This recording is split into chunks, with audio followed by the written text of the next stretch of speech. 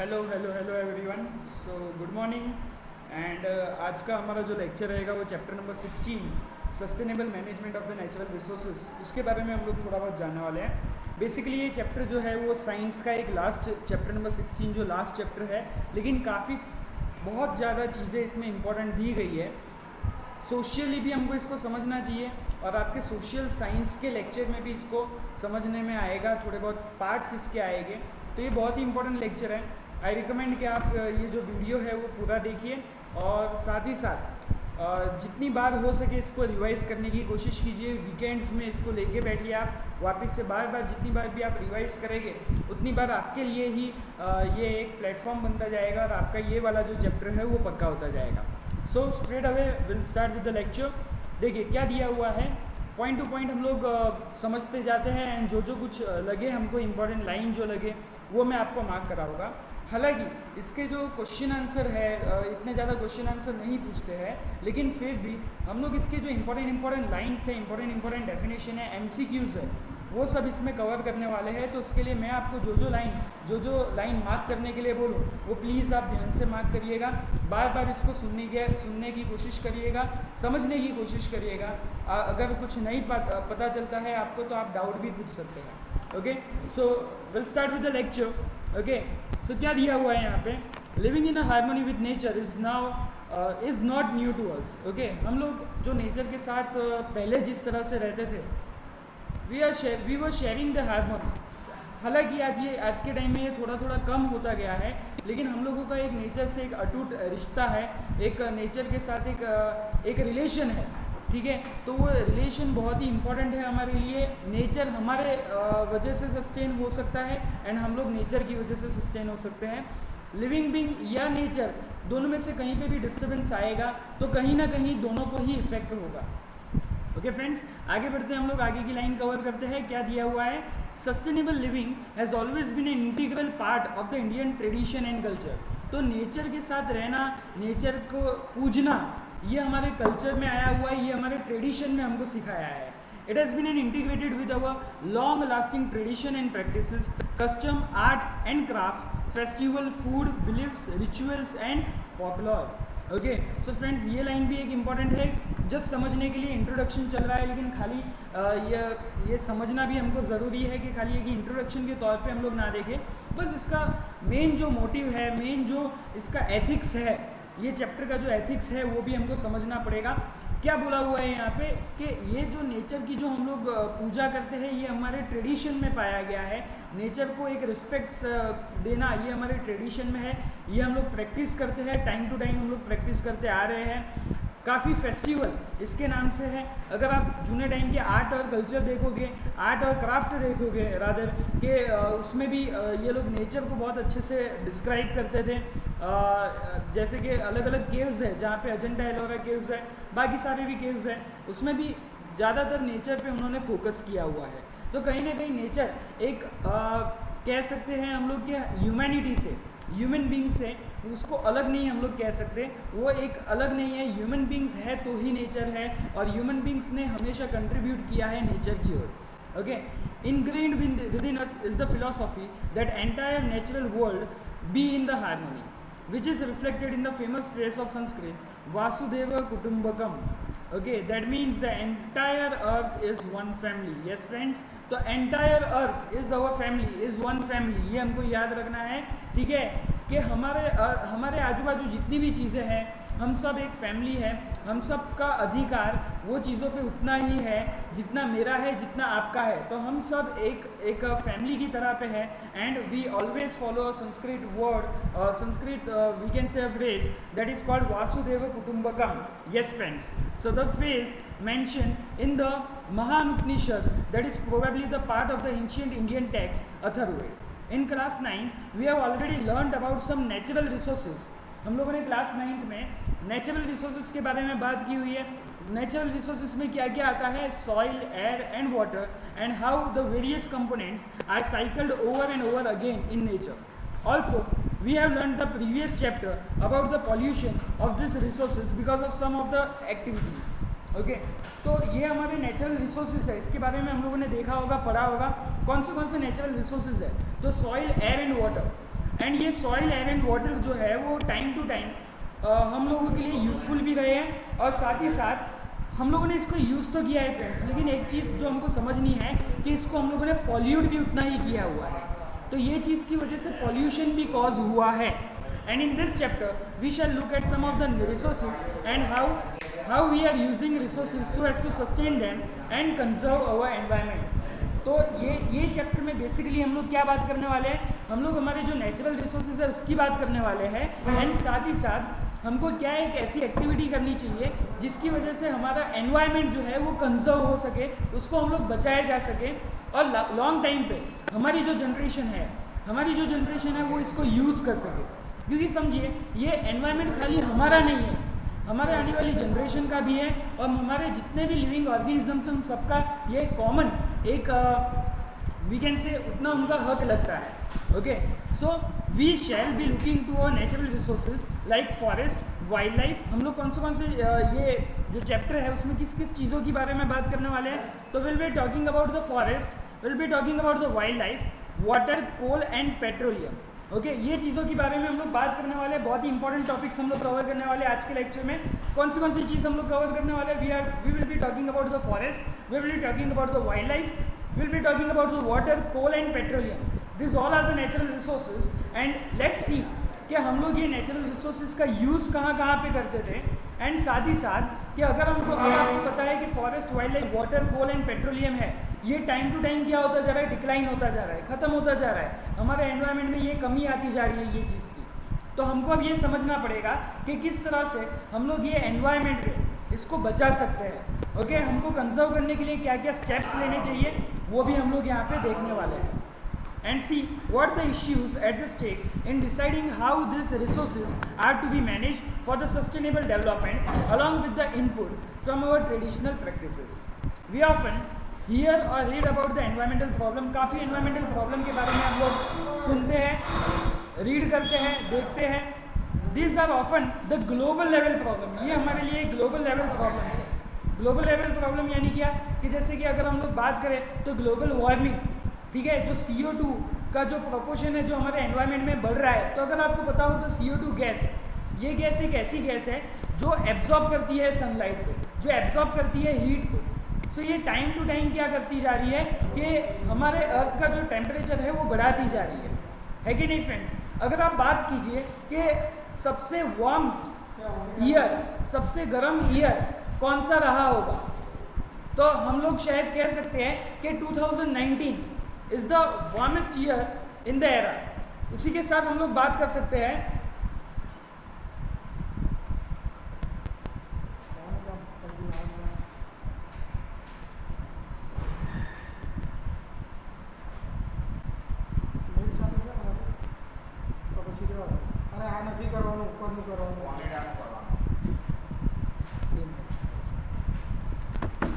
Okay, so these are often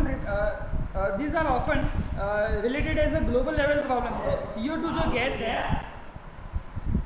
जो gas है वो क्या है, एक कार्बन डाइऑक्साइड, वो क्या करती है कि हीट को खींचती है, हीट को एब्जॉर्ब करती है and it is making day by day the earth warmer. अगर हम लोग बात करें कि 2019 was the warmest year in the era, उससे पहले कौन सा होगा 2018, उससे पहले कौन सा होगा 2017, उससे पहले कौन सा होगा 2016। तो कहने का मतलब क्या है कि हर साल जो होता जा रहा है the year has been transform into the warmest year. अगर 2020 का भी अगर हम लोग डेटा निकालेंगे ऑन एन एवरेज रखे अर्थ का, तो शायद हमको मिलेगा कि 2020 has been a warmest year. तो यानी ये जो चेंजेस हमारे एनवायरनमेंट में आ रहे हैं, that is all called as a global level problem, और we can say a global level problem के साथ साथ हम लोग ये भी बोल सकते हैं कि it is like the global warming. Okay, ये सारे के सारे जो एनवायरमेंटल प्रॉब्लम की वजह से ये ग्लोबल लेवल प्रॉब्लम बन के रह जाते हैं। There are international laws and regulation and then there are our own national laws and acts as a environmental protection. These are also the national and international organization working towards protecting our environment. Okay. Next, awareness about the problem caused by unthinkingly exploiting our resources has been a fairly recent phenomena in our society. And once this awareness rises, some action usually been taken. You must have heard about the Ganga Action Plan. This is a multi-crore project come about in 1985 because of the quality of the water in the Ganga was very poor. Coliform is a group of bacteria found in the human intestine whose presence in the water indicates the contamination by diseases causing the microorganism.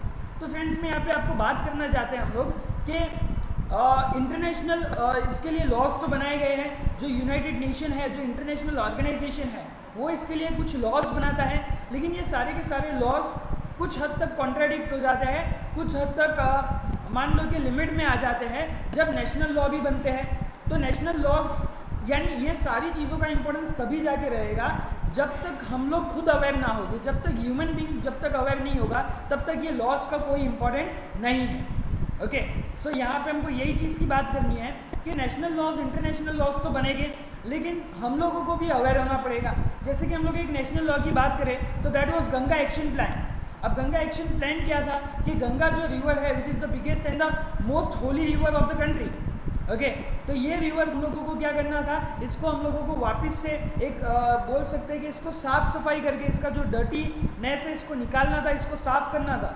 Okay, लेकिन still अभी तक वो plan execute नहीं हो पाया है, still अभी तक इतना अच्छा एक्शन नहीं ले पाया है. और अगर कुछ हद तक एक्शन लिया भी गया है तो it is only restricted to the government papers only. Okay, कि गवर्नमेंट पेपर्स तक उन्होंने बता दिया है कि ये एरिया साफ़ हो चुका है, लेकिन आज भी गंगा की जो कंडीशन है, वाटर है, आज जो कंटेमिनेशन है वो उतना ही बिगड़ता जा रहा है. वाटर लेवल जो है वो उतना ही हार्मफुल लेवल उसका बढ़ता जा रहा है because of one micro organism called coliform. Coliform is a group of bacteria.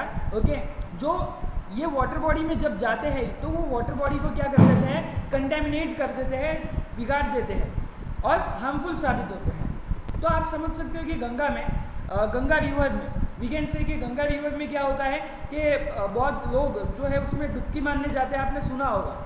Okay, वहाँ पे बाथ लेने जाते हैं तो कुछ हद तक वो क्या कर देते हैं कि अगर उसमें ऐसे सब बैक्टीरिया या डर्ट जो पॉल्यूट चीज़ है, जो कंटेमिनेट वाटर है, वो उनके शरीर में जाएगा तो उनको भी बिगाड़ेगा. ओके, तो ये चीज़ हमको समझनी है.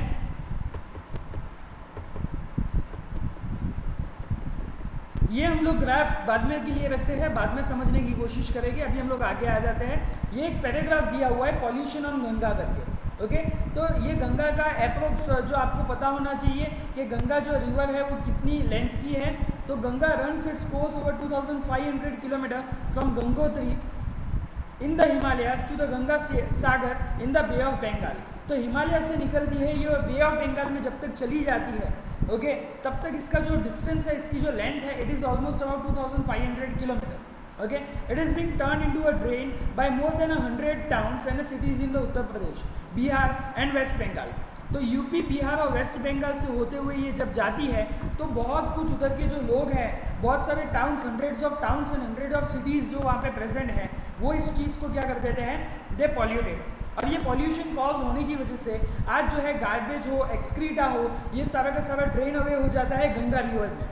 Largely untreated sewage is dumped into the Gangas every day. Okay, बहुत सब सीवेज जो इंडस्ट्री का जो पॉल्यूट निकलता है, इंडस्ट्री का जो गार्बेज निकलता है, वो कहीं ना कहीं ये गंगा में जाता है and it makes what, it makes the Ganga dirty. In addition to think the pollution caused by other human activities like the bathing, okay, जो लोग बात करते हैं वो भी कहीं मान कि वो भी पॉल्यूट करते हैं. Washing of the clothes, immersion of Ashes of the unburn corpses. लोग जो है, हिंदू लोग जो है वो खास करके जो अस्थियाँ होती हैं, जो डेड बॉडी हो जाती है, उनकी जो अस्थियाँ है वो बहाने के लिए गंगा में जाते हैं. तो it is also causing the pollution. वो भी एक पॉल्यूशन. हम लोग एनवायरनमेंट को गंदा थोड़ी कर सकते हैं उसके कारण. Okay, and then industries contribute chemical effluents. Industries के कारण जो केमिकल एफ्लुएंस निकलता है वो भी गंगा को कहीं ना कहीं क्या करता है, पॉल्यूट करता है. Okay, Namami Ganga program is an integrated conservation mission approved by the flagship program by the Union government in June 2014. It was launched to accomplish a twin objective of the effective abatement of the pollution, conservation and regeneration of the Rio Ganga. The national mission of the Clean Ganga is an implementation of the wing set up in October 2016. तो अलग अलग mission setup हुए हैं. पहले की government ने भी कुछ हद तक स्टेप्स लिए थे, अभी भी की गवर्नमेंट जो है वो भी स्टेप ले रही है. लेकिन यहाँ पे मेन मोटिव क्या आता है, यहाँ पे एक मेन मोटिव आता है कि गवर्नमेंट तो अपने हिसाब से स्टेप लेगी, लेकिन क्या हम लोग ह्यूमन बीइंग के तौर पे, हम लोग एक सिटीजन ऑफ इंडिया के तौर पे ये चीज़ के लिए जुड़ना चाहेंगे? ओके, तो ये क्वेश्चन हमारे पे आके रुक जाता है. So as you see, there are some measurable factors which are used to quantify the pollution or the quality of the water that we use of the various activity. Some of the pollutants are harmful even when present in the small quantities, and we require sophisticated equipment to measure them. But as we learn in chapter 2, the pH of the water, ये आप लोग समझने वाले हैं. Chapter 2 हमारा बहुत जल्दी आने वाला है, तब मैं आपको समझाने की कोशिश करूँगा. In chapter 2 the pH of the water is something that can easily checked by the universal indicator. तो यानी यहाँ पे हमको ये चीज़ सीखनी है, यहाँ पे हमको ये चीज़ समझनी है कि यहाँ पे क्या बोला हुआ है कि ये जो वाटर है, अगर माइक्रो ऑर्गेनिज्म कुछ हद तक है, बहुत ही कम क्वांटिटी में है, लेकिन फिर भी वो हार्मफुलनेस बहुत ज़्यादा फैला सकते हैं, हार्मफुल वो बहुत ज़्यादा हो सकते हैं. तो इसके लिए हमको क्या करना पड़ेगा, इसके लिए हमको उसका ऐसा मेजरमेंट लेके आना पड़ेगा जिससे हम लोग मेजर कर सके कि भाई एक इक्विपमेंट हो और हम लोग मेजर कर सके कि ये जो पानी है वो अच्छा है कि नहीं है. तो उसके लिए हम लोग लास्ट चैप्टर नंबर 2 में हम लोग देखने वाले हैं कि पीएच ऑफ द वाटर वो हम लोग यूनिवर्सल इंडिकेटर से चेक कर सकते हैं और हम लोग बता सकते हैं कि ये जो पानी है वो पीने के लिए लिया जा सकता है या बाथिंग के लिए लिया जा सकता है, या सिंपली इसको हम लोगों को ड्रेन अवे कर देना पड़ेगा, इसका कुछ काम नहीं आ सकता. ओके, तो ये सारी चीज़ों के बारे में हम लोग बात करने वाले हैं. लेकिन अभी मेन जो हमारा जो क्वेश्चन है वो वहीं पे आके रुक जाता है कि एनवायरनमेंट के बारे में हम लोगों ने समझा, एनवायरनमेंट के लिए हम लोगों ने बात की, लेकिन एनवायरनमेंट को बचाया कैसे जा सकता है, एनवायरनमेंट का जो हमको जिस तरह से एनवायरनमेंट को कंजर्व करना है उसके लिए हमको क्या स्टेप्स लेने पड़ेंगे, that are still into our mind. तो उसका मैं आंसर देने जा रहा हूँ. We need not to feel powerless और overwhelmed by the scale of the problem. हमको ये प्रॉब्लम जो आ रही है उससे खाली पावरलेस होके बैठ नहीं जाना है, हमको ये नहीं समझना है कि अब हम लोग इसमें क्या कर पाएंगे, because there are many things we can do. हम लोग बहुत सारी चीज़ कर सकते हैं, अभी भी हमारे हाथ में बहुत सब कुछ है, and that can make a difference. और वो आज भी हम लोग वो चीज़ का अगर यूज़ कर ले तो आज भी डिफरेंस लाने के लिए बहुत ही मजबूत, बहुत ही अच्छा टूल साबित हो सकता है. तो हमको क्या करना होगा, तो हमको 5 R's का इस्तेमाल करना होगा. We have to make the use of 5 R's. What are this 5 R's? तो पहली चीज़ है जो R में आएगा refuse. Okay, second is reduce, third is reuse, fourth is repurpose and fifth is recycle. तो जब हम लोग ये 5 R का यूज़ कर लेंगे तो कहीं ना कहीं हम लोग एनवायरनमेंट में एक पॉजिटिव इफेक्ट ला सकते हैं. फ्रेंड्स, कौन से 5 R है हम लोग चाहते हैं कि आप लोग भी हमारे साथ बोलिए. Number 1 is refuse, reduce, reuse, repurpose and recycle. Okay, so सबसे पहले हम लोग समझते हैं what do you mean by refuse. Refuse का मतलब क्या है? तो रिफ्यूज़ का मतलब है this means to say no to the things people offer you that you don't need. हमको कोई चीज़ ना चाहिए हो तो वो चीज़ को हमको स्ट्रेट अवे रिफ्यूज़ करना पड़ेगा, मना करना पड़ेगा, ना बोलना पड़ेगा. We have to say a straightforward no. Refuse to buy the products that can harm you and the environment और आपको जो चीज़ हार्म कर सकती है उसको आपको क्या करना पड़ेगा फ्रेंड्स? रिफ्यूज़ करना पड़ेगा. Say no to the single use of the plastic carry bags. जैसे कि एक एग्जाम्पल यहाँ पे दिया हुआ है, आप कुछ सामान ले रहे हो तो अगर आप उसको हाथ में पकड़ सकते हो या अगर आप उसको सेफली ले जा सकते हो, अगर आपको प्लास्टिक बैग की नीड नहीं है तो you have to start saying no to the plastic bags. Okay, आप प्लास्टिक बैग को नो कह के ये रिफ्यूज़ वाला पॉइंट हम लोग हमारे लाइफस्टाइल में अपना सकते हैं. सेकेंड पॉइंट पे आ जाता है friends, that is reduce. Reduce का मतलब क्या है? This means that you use less. Okay, हमको क्या करना पड़ेगा? कम यूज़ करना पड़ेगा. रिड्यूस का मतलब क्या होता है? We have to use less. कम यूज़ कीजिए कोई भी चीज़ का. जैसे कि एक एग्जाम्पल यहाँ पे दिया हुआ है, you save electricity bye switching off the unnecessary lights and fans. आप अननेसेसरी लाइट्स और फैंस है उसका कंजप्शन कम कर दीजिए. आप कहीं बाहर जा रहे हैं, रूम के बाहर निकल रहे हैं आप जब, तो जस्ट आप क्या कर दीजिए, लाइट और फैन चेक कर लीजिए एक बार, उसकी स्विच बंद होनी चाहिए. भले 2 मिनट के लिए आप जा रहे हैं, 2 मिनट बाद वापस रूम में आ जाना चाहते हैं, लेकिन फिर भी हमको क्या करना पड़ेगा? वो चीज़ का रिड्यूस करना पड़ेगा. See, little steps take the major step in the life. Yes friends, तो हम लोगों को ये चीज़ ध्यान रखनी है कि छोटे छोटे, कहते हैं ना कि बूंद बूंद से सागर भरता है, वही चीज़ हमको ध्यान रखनी है रिड्यूस के पॉइंट में. ओके, एक और पॉइंट है यहाँ पे, क्या बोला हुआ है? यू सेव वाटर और other things you save water bye repairing the leaky taps. कोई लीकी टैप्स है आपके घर में, उसका फटाफट आप क्या करा दीजिए, रिपेयरिंग करा दीजिए। Okay, and then do not waste the food. हमको फूड भी ज़्यादा वेस्ट नहीं करना है। Can you think of other things that you can reduce the usages of. Okay, next reuse की हम लोग बात करते हैं। ये रिड्यूस कुछ हद तक आपको समझ में आ गया होगा। अब हम लोग बात करते हैं reuse. This is actually even better than recycling because it is the process of the recycling uses some energy. Okay, reuse करना ये एक रिसाइकलिंग से एक अच्छी प्रोसेस है, क्योंकि रिसाइकल में हमको वो चीज़ को नया बनाना पड़ता है, मतलब हम लोगों को उसमें एनर्जी तो डालनी पड़ेगी। मान लो कि मेरे को पेपर से बल्क ऑफ पेपर जो वेस्ट पेपर है उससे मेरे को रिसाइकल्ड पेपर बनाना है, तो भी मेरे को क्या करना पड़ेगा, उसको फैक्ट्री में भेजना पड़ेगा, वो पेपर को पिघलाना पड़ेगा, कुछ मशीन का यूज़ करके मेरे को नया पेपर लगाना पड़ेगा, नया पेपर बनाना पड़ेगा। तो इसमें भी काफ़ी एनर्जी तो जाएगी ही। लेकिन अगर हम लोग ये एक और स्टेप ले लें रीयूज़ का, तो हम लोग कहीं ना कहीं और बेहतर एक रिसाइकलिंग से एक बेटर स्ट्रेटजी पे हम लोग आ सकते हैं। यहाँ पे क्या बोला हुआ है, आप ध्यान दीजिएगा। In the reuse strategy you simply use the things again and again.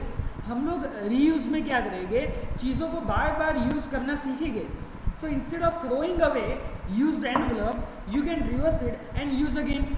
अगर आपके पास एनवलप है, एक बार आपने लेटर आपको मिल गया, तो हम लोगों को जस्ट थ्रो अवे नहीं कर देना है। हम लोगों को वो एनवलप शायद सोचना है कि कोई और जगह पे हम लोग इसका इस्तेमाल कर सकते हैं कि नहीं कर सकते। The plastic bottles in which you by the various food item. Plastic bottle होती है जहाँ पे हम लोग बहुत सब फूड आइटम परचेस करते हैं, लाइक जैम और pickle can be use for storing the things in the kitchen. वो चीज़ों को, वो बॉटल्स को हम लोग हमारे घर पे बाकी सब चीज़ें हैं उसको स्टोर करने में यूज़ कर सकते हैं, रादर कि उसको फेंक देना। उससे अच्छा हम लोग उसको बार बार यूज़ कर सकते हैं। तो ये एक अच्छा पॉइंट हो गया। अब नेक्स्ट टॉपिक पे हम लोग आ जाते हैं, जो है repurpose. This means that when a product can no more be used in the original purpose, think carefully and is use for some other useful purpose. For example, cracked crockery or cups with a broken handle can be used to grow small plants and as a feeding vessel for the birds। इसका मतलब ये हो गया है कि repurpose मतलब मान लो कि कोई चीज़ है, वो उसका पर्पस ख़त्म हो गया है, रादर कि वो टूट गया है या फिर उसको वापस से हम लोग इस्तेमाल नहीं कर सकते।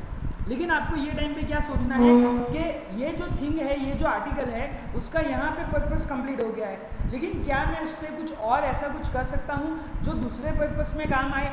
अगर वो आपके काम आ जा सकता है तो आप उसको दूसरे पर्पस में भी आप काम में ले सकते हैं। फॉर एन एग्जांपल, एक क्रॉकरी है आपके पास, एक चाय का कप है आपके पास, एंड समहाउ वो कप का जो हैंडल है वो टूट गया है, ठीक है।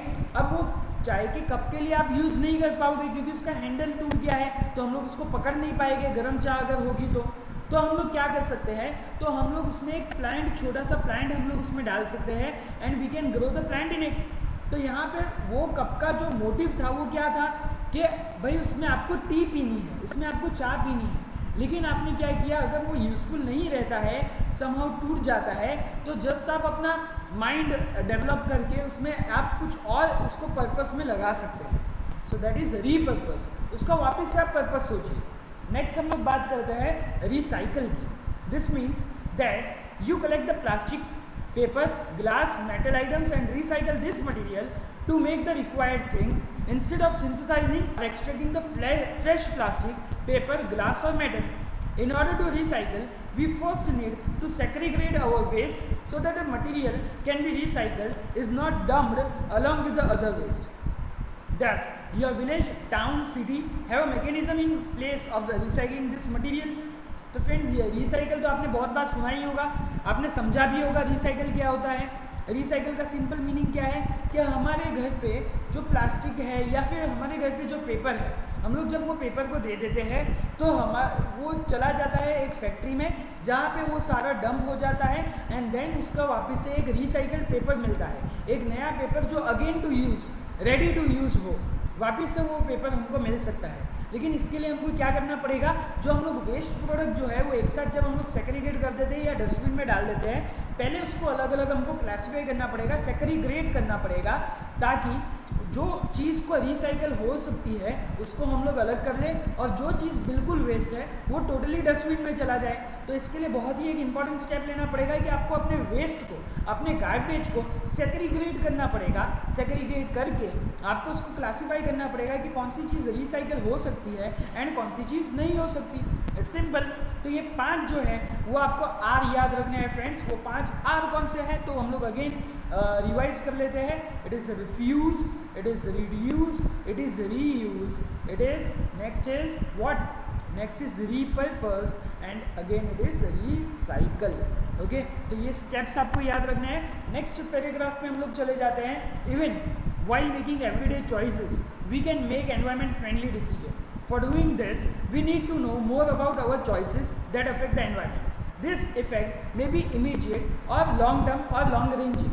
The concept of the sustainable development encourages form of the growth that meet the current basic human needs while preserving the resources for the need or for the future generation. Economic development is linked to the environmental conservation. Thus sustainable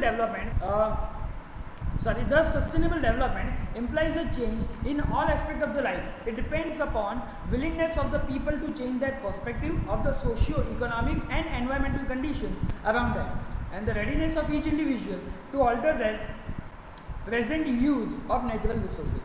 यहाँ पे क्या बोला गया है,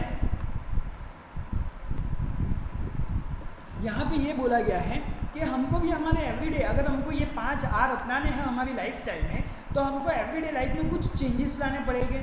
जैसे मैंने आपको एक बेस्ट एग्जांपल दिया कि अगर आप कोई चीज़ को आराम से कैरी कर सकते हो, then say no to the plastic bags, right. तो यहाँ पे क्या होगा कि आप छोटे छोटे चेंजेस से अपनी एक लाइफस्टाइल बदल रहे हो। लेकिन इसके लिए सबसे पहले आपको क्या होना पड़ेगा, you should be ready for that, you should be mentally prepare for that, you should be एकदम, आपको क्या होना पड़ेगा, एकदम वेल प्रिपेयर होना पड़ेगा कि नहीं भैया मेरे को हमारे एनवायरनमेंट को चेंज करने में कुछ जिम्मेदारी लेनी है। You have to be responsible for that, we can से।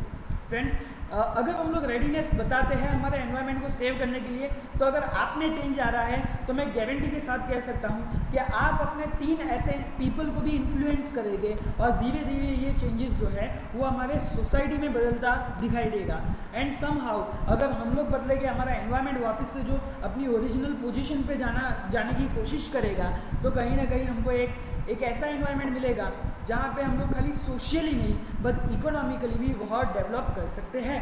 Yes, and now we move to the next topic. ये हमारा इंट्रोडक्शन पार्ट था, जितना भी हम लोगों ने सीखा that was all introduction. Okay, so now we start with the first topic, that is why do we need to manage our resources. क्यों हमको हमारे रिसोर्सेज को मैनेज करने की ज़रूरत है। ओके, क्यों हम लोग रिसोर्सेज को मैनेज करेंगे।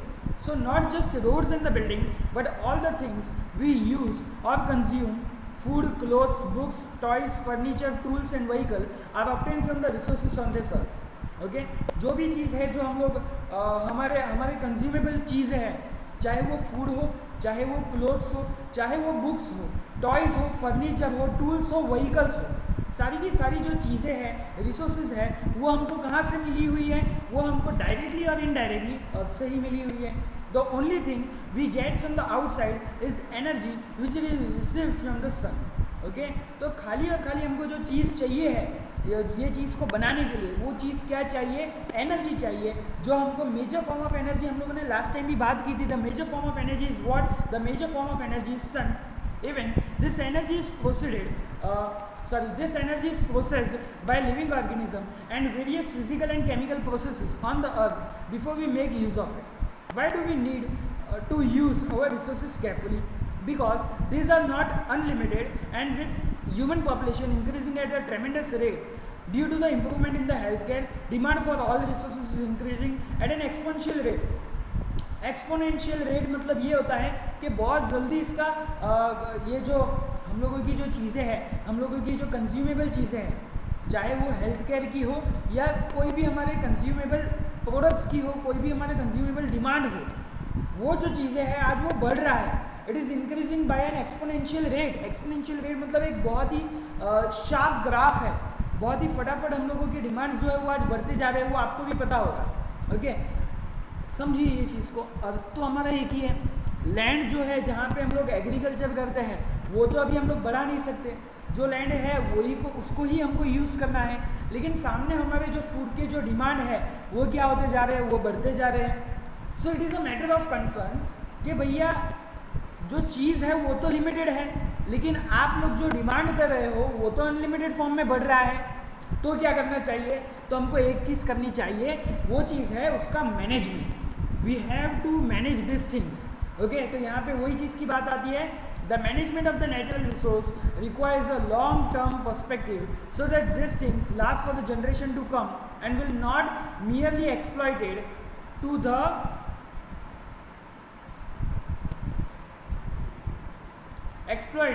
To a hilt for the short term gains. तो खाली शॉर्ट टर्म गेन्स, अभी हमारी डिमांड पूरी हो जाती है तो हम लोग भाई चलो सेटिस्फाई हो जाए, लेकिन ऐसा नहीं चलेगा।